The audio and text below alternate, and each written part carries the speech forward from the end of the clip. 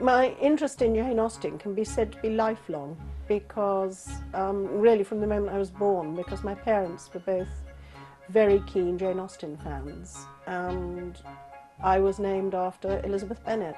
I resisted reading Jane Austen until I was about 13, and then I started reading them when I was 13, and I just read all 6 novels just straight through, and was hooked. I find it very interesting to think about what the next generation of Jane Austen's characters would be like, because naturally, with a writer of Jane Austen's calibre, the characters live with you after you've closed the book.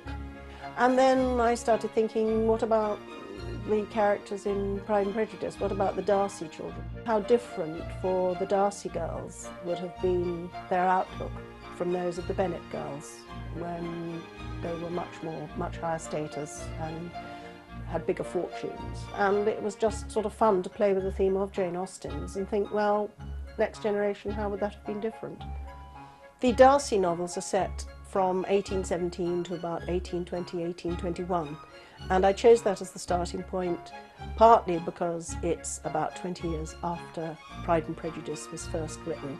The Darcy connection is the 5th one of the series, and I am working on another one.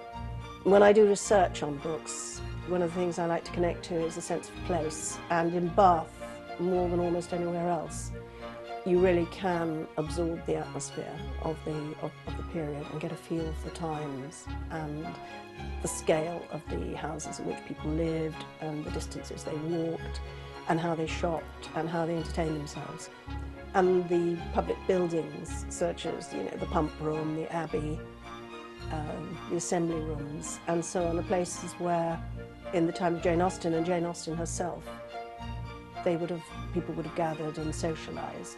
She wrote virtually nothing when she was in Bath. There's an idea that she actually was very unhappy and didn't like Bath. I have my doubts about that, because I think perhaps she did like life in Bath rather more than people suspect.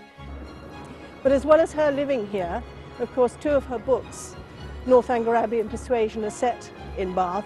And in both of them, although Anne Elliot in Persuasion doesn't much like Bath, both of them find their happiness in a city. So it is in her novels a city that is associated with good things and with happy endings.